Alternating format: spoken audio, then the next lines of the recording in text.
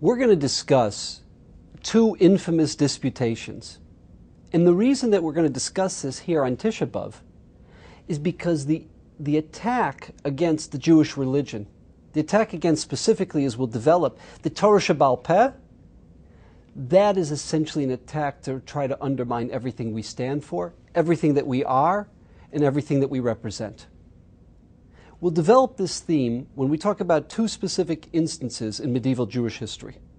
One happened in the land of Sfarad, the Sephardic Jews. The other happened in France, in Paris, France, to Ashkenaz. There were disputations, both driven by Christian anti-Semitism, both driven by a tremendous fear and animosity towards the Torah Shebaal Peh. Because the Torah Shebichsav, the written Torah, which is translated, they feel is their book, and they can do anything they want with it. You take the latter prophecies of Isaiah, of Yeshaya HaNavi, Perek Mem through Samech Vav, 40 through 66. They're ahistorical. You can take them and turn them and twist them any way you want, because you're not dealing with a specific name, a specific time, a specific place. And they turn them into Christological references. They take the most Jewish verse in the whole Bible, Shema Yisrael, and they pervert it and warp it into a proof for the Trinity. Hashem, who is God, Elokeinu, our Lord, referring to the carpenter of Nazareth, Hashem, referring to the Holy Spirit. Together, three make one. They use the verse that we define the unity, the uniqueness of God, and they pervert it into the Trinity. You can't do that with the Torah Shebaal Peh, number one. Number two is the Torah Shebaal Peh was a closed book. Even if they have copies of the Talmud, they didn't understand the Talmud, how it worked, its methodology. They don't understand the Midrash, how it works, its methodology. And there was a great, great fear. Number one, of rabbinic authority, and number two, of the fact that the Torah Shebaal Peh would define the Jews, and they didn't have access to it. Not to its understanding, not to its methodology. And let's come back to this theme after we've looked and analyzed at two famous historical events. The first event takes place in 1263 in Spain. Now, as we lead up to 1263 in Spain, understand the following. When the Moors, the Moorish Muslims, when they crossed the Iberian Peninsula from North Africa into Spain, very moderate group of Muslims, they take over Andalusia, southern Spain, eventually they take control of central Spain, most of this Spanish country. Even though Spain at that time was not a country, it was city-states. You know, we have a perspective, a modern perspective of nationalism, where you have a Spain, and Italy, a France, a Germany. Those countries didn't exist in medieval times. You know, there was Aragon, there was Castile, there was Andalusia, etc. But they conquer southern Spain, Andalusia, and central Spain.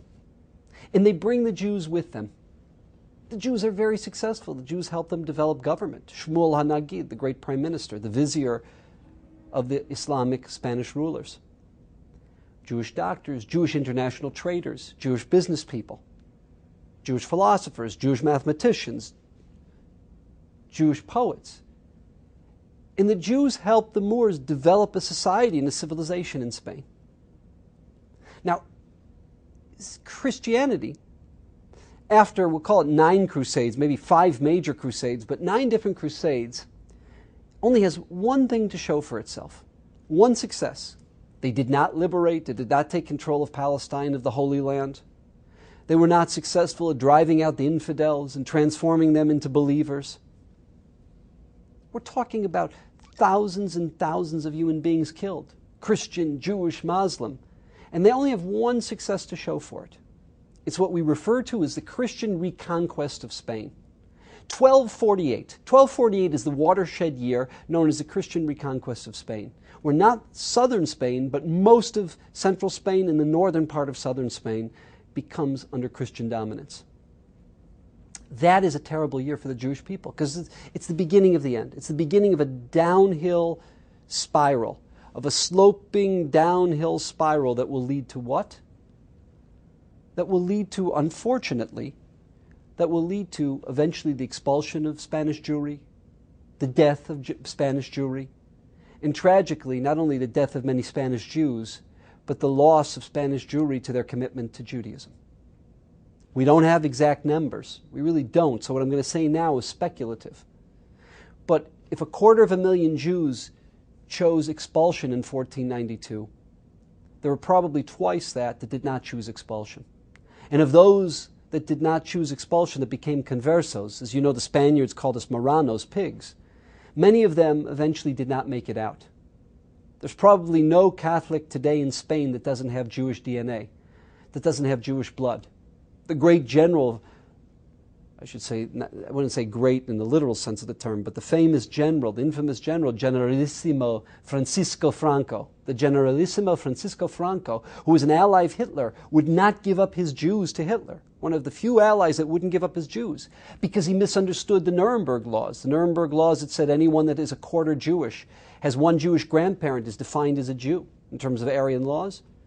Franco misunderstood that. He had Jewish blood in him. He knew he had Jewish blood in him. Not to that degree, but he wouldn't allow his Jews to be given up. How did that happen? Because in the aftermath of all of the atrocities, in the aftermath of all the pressure and all the conversion into Christian society in Spain, the Jewish people had a great tumble, a great fall from where they were. So we said 1248 is that watershed year. What happens? 15 years after 1248, it's 1263. The leader of Aragon, King James, the king of Aragon, which is the northern part of Spain, is under the pressure and under the influence of who? Of the Dominican monks. What we call the Dominican friars or the Dominican monks, who are the arm, who are the extension of the church, who are the arm, the extension of the Pope. Being a secular leader at that time, you did not have the autonomy that a secular leader has today. You were very limited in terms of what you could do, what you could not do, in terms of the influence that the religious establishment had on one. And they forced the king, King James of Aragon, to force a great Jewish leader, Ramban, Rav Moshe ben Nachman. He was a physician, he was a philosopher, he was a great scholar, a great rabbi, to have a disputation in Barcelona in 1263. Now what happens in this disputation? He begs, the Ramban begs King James of Aragon, and King James was an admirer, was a fan of the Ramban, of Moshe ben Nachman. He says, I don't want to go forward with this. I don't want to go through with this, because it's a lose-lose. If I win this debate, the reverberations, the repercussions to the Jewish people will be horrific, will be terrible. And if I lose a debate, the Chilul Hashem, the desecration of God's name, the king forced him, because the king was being forced. And the Ramban, Rav Moshe ben Nachman, asked for one thing in this debate, that he has freedom of speech. He has to have the ability of freedom of speech. Who is his combatant in the debate? An apostate Jew. The man they call Pablo Cristiani. Pablo Cristiani, or as his fellow Dominican friars, his fellow Dominican monks referred to him as Friar Paul. Now, the methodology here is that Pablo Cristiani, who was, and I apologize if anyone's a used car salesman out there, but who's really a salesman. He claimed that he could prove from the Talmud, he could prove from the Midrash, the veracity that the carpenter of Nazareth, that Jesus is the true Messiah. He could show it, he could prove it. And he was going to do what? This Torah Shebaal Peh, that was a thorn in the side of the Christian theologians, that was a thorn in the side of the church, he was going to use it as a proof to prove what? That the Jews were wrong, that the Jews were historically wrong, were incorrect, and if anything, it would support the true theology, the true religion of Christianity. That was his approach. Now, anyone who's familiar with the Talmud or the Midrash knows that's ludicrous. But the Dominican friars who didn't have an in-depth knowledge of the Torah Shebaal Peh, it was a closed book to them, they don't know that. And the debate starts. And it goes so horrific, it goes so bad for the Dominican friars that they shut down the debate after a couple of rounds. Why? He comes up with a medrash that says that the Messiah is born on Tish B'Av. He says, you see, the Messiah is already born. The Ramban says it's not meant to be taken literally. It means out of the catharsis, out of the transformation the Jewish people go through on Tisha B'Av. It's that tshuva, it's that transformation that enables the Jewish people to rebuild itself. And he goes on and on, Gemara after Gemara, Medrash after Medrash. And we have a copy of it. Rabbi Chevel did an amazing job, Rabbi Chevel, Zichrono Livracha, both in Hebrew and in English. You can get it, the collected writings of Nachmanides, or Kol Kisvei HaRamban, Musadar of Cook is the Hebrew. I think Shiloh Press is the English. And you can read the Disputation. The Ramban does something that seems to be a horrific, terrible offense. He was given freedom of speech in the debates itself. But what happened was, it was the spring of 1263. For Shavuos that year, imagine being up all night learning Shavuos. I don't know if he was up all night, but he gathered the Jewish people and he reviewed with them the attacks on the Torah Shebaal Peh, the attacks on our theology, the attacks on the Psukim in Yeshaya from Friar Paul. And he reviews and he explains what the attacks were and why there were no attacks, why there was no basis to them, why it was a mistranslation, why it was based upon a ludicrous assumption. And step by step, he does this. And by definition, this is a threat, this is a challenge to the Gospels. It's a threat, it's a challenge to the veracity of the Carpenter of Nazareth. It's a threat, it's a challenge to the theology that the Spanish Christians observed. And the Ramban was forced to leave Spain. He was an older, I believe he was 67 years old at the time. He was not a young man. Today, that's a spring chicken. Today, being 67, you barely have your driver's license because, thank God, we live in an environment with a good diet, etc. He was not a young man at 67. And he goes to Israel. And traversing the Mediterranean to Israel in 1263 was not an easy thing to do. The King James, comes to him and he says, Rabbi Moshe ben Nachman, the great doctor Moshe ben Nachman, he wants to give him a huge amount of gold. And Ramban says no. He says he never took money for religion. He never took money for being a rabbi. He wasn't going to take it. He says, whether you take it personally or don't, he says, believe me, your people are going to need this in future times, in the days coming. And how right King James of Aragon was. And how right the Ramban was when he said this is a lose-lose, this debate. The Dominicans learned from their mistakes. And there would be forced debates in the future. But never, ever again would a Jew have the freedom of speech like the Ramban had. And the forced debates were horrific. The Jews could not challenge the Gospels, couldn't challenge the Justinian philosophy of Justin Martyr, or the philosophy and theology of St. Augustine. Couldn't challenge anything that would be viewed as a threat to Christian theology, and these debates were absolutely horrific. And as time goes on, first in the 14th century, then in the 15th century, things only get worse and worse and worse for the Jews. We know about the conversions, we know about the Inquisition, we know about the expulsion. That's not our topic today. But all of this started in the second half of the 13th century. This was the beginning of the end. So the nail in the coffin wouldn't be till 1492. But the trouble started in the aftermath of the Christian reconquest, which was 1248, and then in the aftermath of this great disputation in Barcelona in 1263. The Ramban, and we're going to spend a minute or two parenthetically, he comes to Israel. And it's fascinating. Because in Israel at this time, there are two great Jewish communities, significant Jewish communities, Shechem and Hebron. Those were the two Jewish centers, were Shechem and Hebron. In fact, as a function of the Crusades and then Salah ad-Din and the Muslims taking back Jerusalem from the Christians and back and forth, the battles, you no longer had a million of Jews in Jerusalem. There's a few families left. In fact, all the Sifrei Torah had to be evacuated. They were being held by the Jewish community in Shechem. I mean, it tears our heart out today when we look at how the world wants to deny us the legitimacy of having a Jewish community in Shechem, which we don't have one in. How they want to deny us the legitimacy of having a community in Hebron, when these were the two great Jewish centers of Israel in the 13th century. And the Ramban, he comes first to Israel, the Crusader fortress in Akko. We all know that Crusader fortress in Akko. We've all been there. He starts there. He sees Shechem. He travels. He describes Yerushalayim, our precious capital, Jerusalem. He says the more kadosh, the more mekudash the place is, the greater is the destruction. The more devastating is the churban. And what was that? What was that is, he realized he had an opportunity. He was not a poor man. He didn't take the money from King James of Aragon, but he was a physician. and he paid families and he supported families to live in Jerusalem. He reestablishes a minyan in Yerushalayim, the famous shul of the Ramban. And he's the one in the late 1260s who reestablishes the minyan in Yerushalayim, and a Jewish community lives in Jerusalem, in the Ir Atikah, from that point on until 1948, until the Jordanians drove us out of Jerusalem in Milchemet HaShichror, in the Independence Day War, and how they destroyed the shul. And in 1967, after the miracle of the Six-Day War, when we return, we come back to Jerusalem.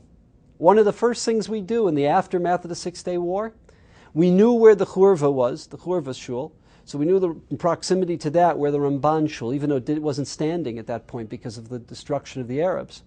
But we rebuild and we reestablish the shul. And it's fascinating. When they reestablish the shul of the Ramban, there's one principle, one minhag. And what is that? Whoever has the amud, that will be the nusach. That will be the minhag.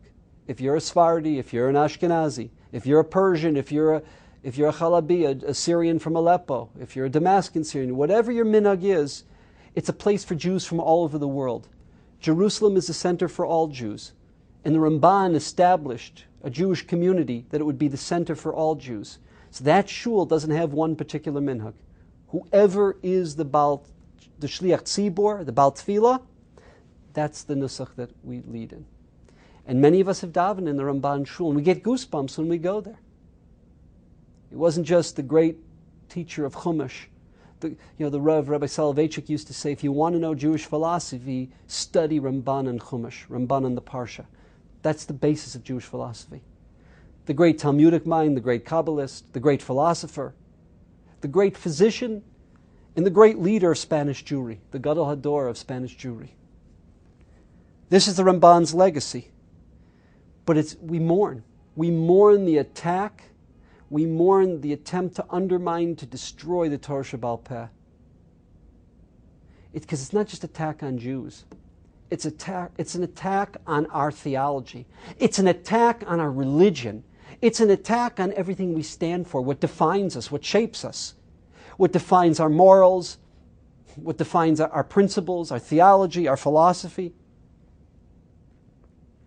And this was one great disputation. I should say infamous disputation. The second infamous disputation took place a little bit earlier in the 13th century. It was a famous disputation, again, driven by an apostate Jew by the name of Nicholas Donin. Not this time, it wasn't Pablo Cristiani, Friar Paul, it was Nicholas Donin in 1240, where the great Gadol Hador, Rabbi Yechiel of Paris, Rabbi Yechiel of Paris, is forced to debate him. Let's give the background and then discuss the great aftermath. Because the aftermath and the ramifications of this debate were much greater and much more severe than the debate in Barcelona.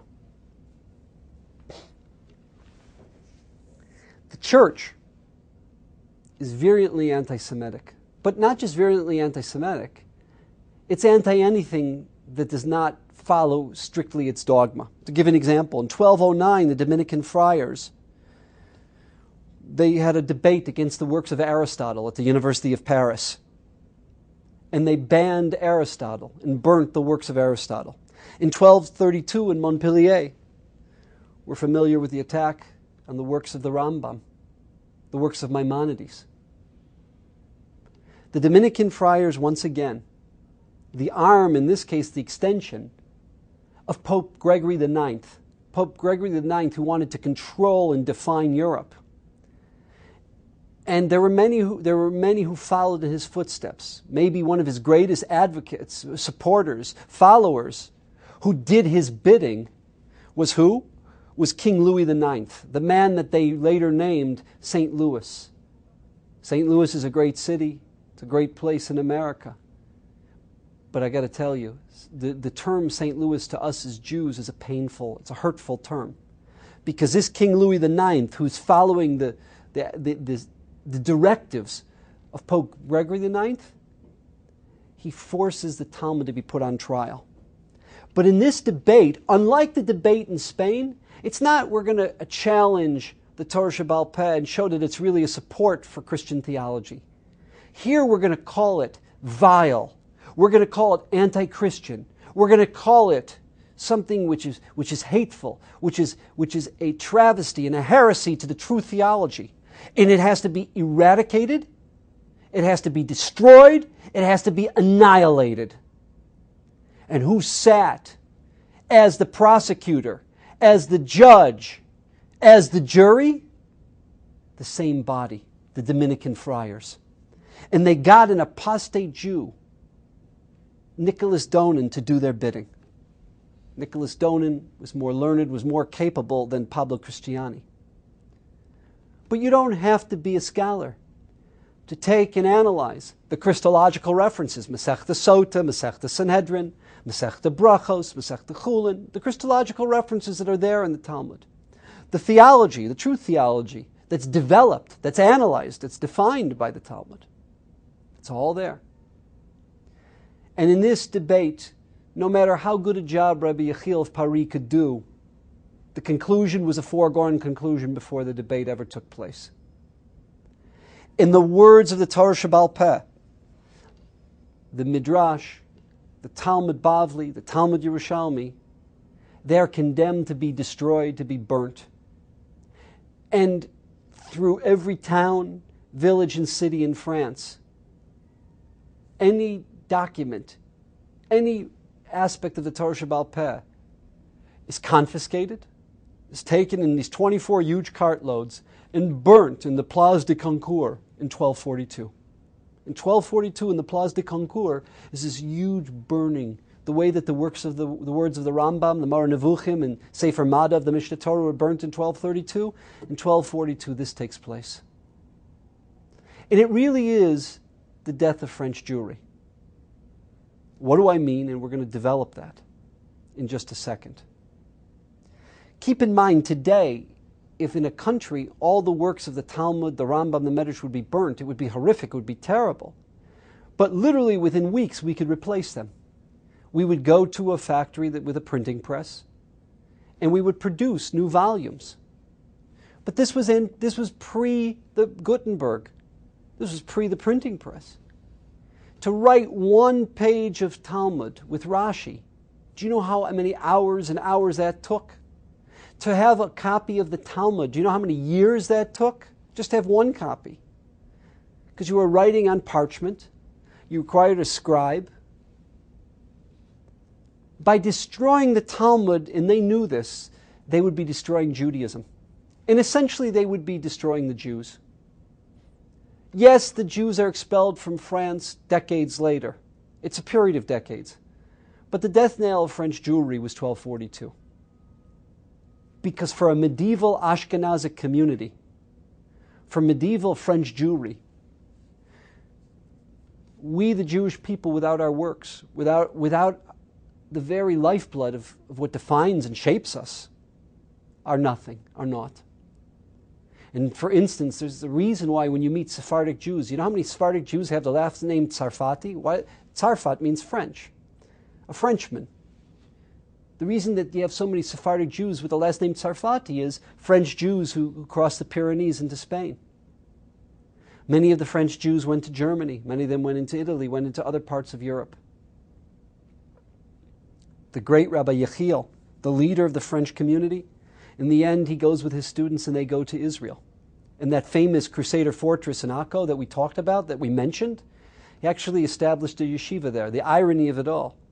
The same French who destroyed our whole basis of life, the Crusaders in Israel allowed us to have a Jewish community. I think they realized at that point, after what they'd been through with multiple crusades, that compared to the Muslims, we were not their enemies.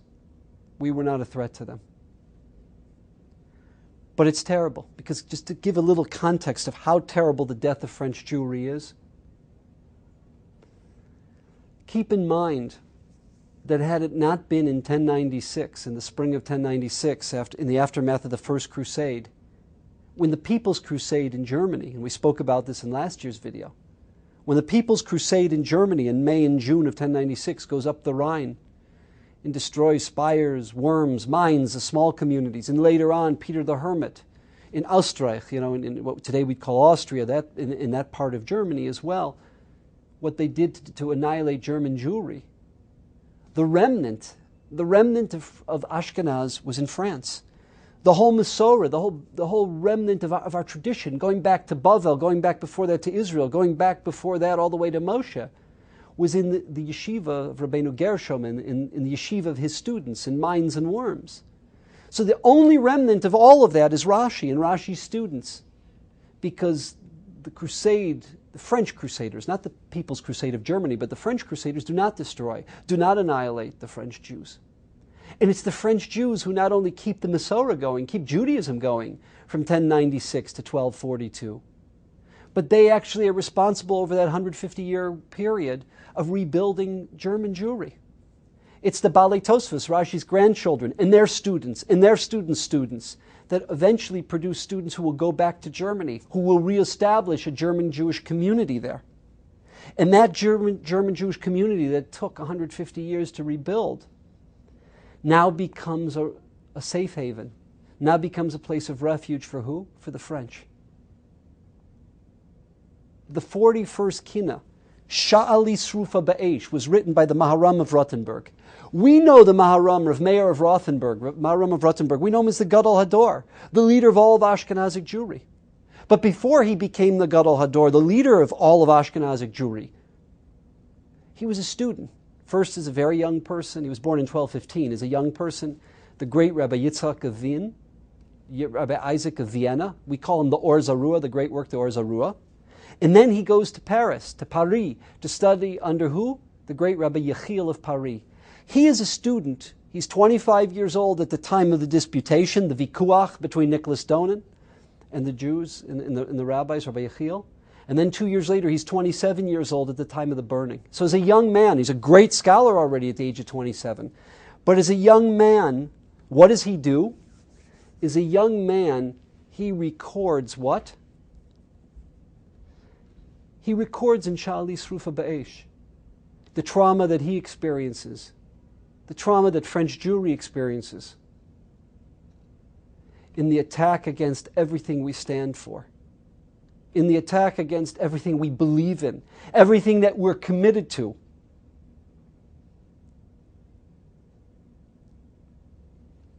And we've lost French Jewry. We've lost the heart and soul of Ashkenaz in the aftermath of this. The Shibbolei Aleket, I believe the Shibbolei Aleket lived in Italy, but as a later Rishon, he writes, he records, and many quote him, that there was a minhag that people had. They would fast the Friday of Parshas Chukas. Why the Friday of Parshas Chukas? It was on a Friday on Parshas Chukas that the Talmud was burned in La Place de Concours in 1242. And the Targum of Zos Chukas HaTorah, the beginning of the Parsha, what is Zos Chukas HaTorah? Do Gzeira Doraisa. Do Gzeira Doraisa. This is the decree against the Torah.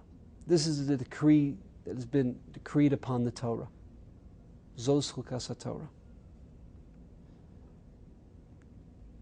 And with it, what we lost. We lost the heart and soul of our Masorah. We lost the heart and soul of Ashkenaz. You know, in the aftermath of this destruction, of the burning of the Talmud that we mourn on Tisha B'Av. Because again, going back to our introduction, Tisha B'Av is not only a day of mourning for the attack on our individual Jews, the attack on our communities, the attack on the nation. That's all true. That's all correct. But it's for the Chil Hashem created against the attack against our theology. In the heart of our theology, the basis, the underpinnings, the foundation of our theology, the Torah Shebaal Peh. And what happened in the aftermath? Just to give you an example, I could be wrong, but to the best of my knowledge, we only have one extant manuscript of the Talmud in the aftermath of the burning of 1242. We call it the München, the Munich text, the manuscript from Munich. And it's only interesting in our day, in our lifetime, that is a function of having access to the Vatican after Vatican II in 1965, that we've actually retrieved these Christological references. the Jesus sections of the Talmud, the Christological references from Sota and Sanhedrin and Brachos. I mean, I'm going to give you a simple example. Let me first explain, then I'll give an example. We, the Jewish people, in the aftermath of this tragedy, we self-censored. We censored out anything that could be perceived negative to the Christian world. The bracha and the amida v'lamalshinim is really v'laminim. Amin, mem yud nun, literally means a heretic, but amin was always the Mishnaic term for the Judeo-Christians. We changed the bracha and the haftorah. What else have we done? You're all familiar with Oleinu. We took out the line, Shehem mishtachavim lehevel avrik. They prostrate to things that are meaningless and nothing. Umispalim el lo yoshia. And they pray to a God that will not grant them salvation. They took that as a reference to Jesus. So we took out that line of the Oleinu. It's only now that we've put it back.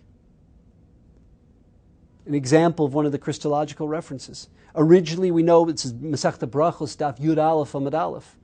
That part of our davening in the morning is, we didn't just say Shema, but we actually would read the Aseret Dibros there in the midst of the Birkas Kriya Shema, next to Shema. Why did we do that? Because that defined why we were Jewish, why we're Jews, why we lead the lifestyle that we lead. The whole experience at Har Sinai is the whole basis of our belief system. It's not a belief, it's a knowledge system. Because of the experience, no other people had a God that communicated with millions of people, men, women, children, Mesopotamians, Egyptians, and it was logical, rational knowledge. And that experience, which was Moshe Rabbeinu, was one of us. He didn't play the role of the teacher there. We all had an experience that was rational. It wasn't smoke and mirrors.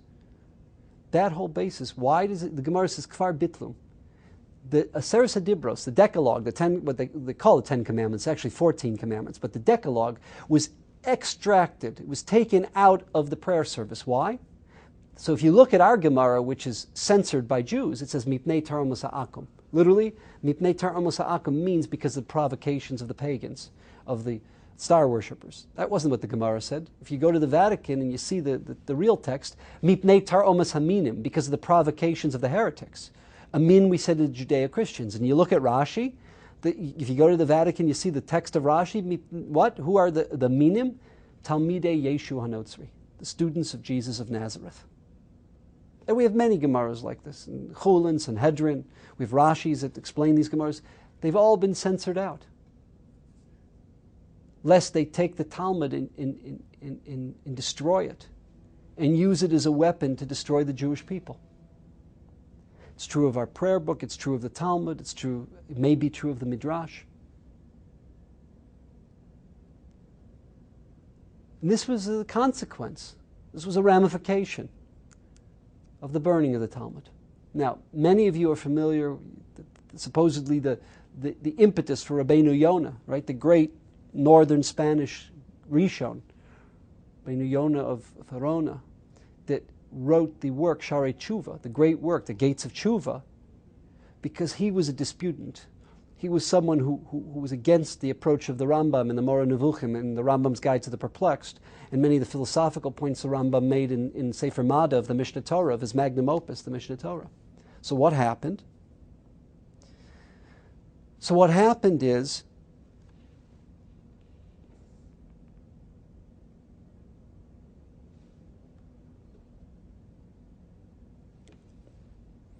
he writes that he feels terrible remorse because even though he believed that his attacks and his issues with the Rambam were l'shem shamayim, Provence, the area that we call southern France today, that was really the battleground. The pro and anti-Rambam camps were primarily there in Provence. And he feels that his attacks as a great leader, many of the masses who were not on his level, who didn't have a philosophical disagreement, but did crazy things, went to the Christians and got them to burn the works of the Rambam. We mentioned 1232 in Montpellier. He believes that his actions, whether it's true or not, we don't know, but he had a role in what? In the activities that led to the terrible inter-Jewish fighting, going and bringing in Christian religious leaders, Dominican monks, Dominican friars, to play a role in burning the works of the Rambam. And he sees, and many others saw, a certain Mida Keneged Mida, that 10 years later, not in the same spot in Montpellier, but where? In the Place de Concours, that it was the holy works of all Jews, not just the Rambam, but the Talmud that is the best friend of every Jew, the Midrash, it's the best friend of every Jew, Rashi, the Bali Tosfos, you name it, it's all burnt, all destroyed, all ruined. And he sees a certain divine Mida Keneged Mida, because once you bring in the Christians, they don't just stop at that point. Pope Gregory IX and King Louis IX and the Dominican friars, they don't make distinctions. And for that we mourn. We would be a very different people. We'd be a very different nation if we were a nation that was learned, that was sophisticated, that was engaged, that was developed, that could swim in our text, that could take the beauty and the grace, the majesty of our text and use it and apply it.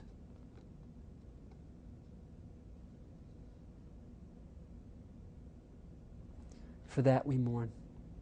And that's why we say, Sha'ali Srufa Ba'esh. We don't have time. This is a video.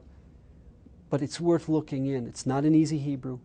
But the OU, we have the Rabbi Soloveitchik Siddur with the Rav's comments on that famous Kina, the 41st Kina, written by a great student who eventually himself, he has to leave France as a function of this, goes back to Germany and rebuilds the Jewish people in Germany, the famous mayor of Rothenburg, who produces Rabbeinu Asher, the famous Mordechai ben Hillel, who's a great leader of the Jewish people, the Rabbi of Nuremberg, who is unfortunately himself killed with his family in the Rindfleisch massacres in Nuremberg. He produces, the Maram produces not only the Mordechai and the Rabbeinu Asher, he produces the Gos Maimoni and many other great students. For this, on Tisha B'Av, we mourn as well. For the attack, for the desecration, for the destruction of what we are, of what shapes us, what makes us, the holy Torah Sheba'al Peh, our precious Talmud, our precious Medrash, in the words of our precious Rishonim. Thank you.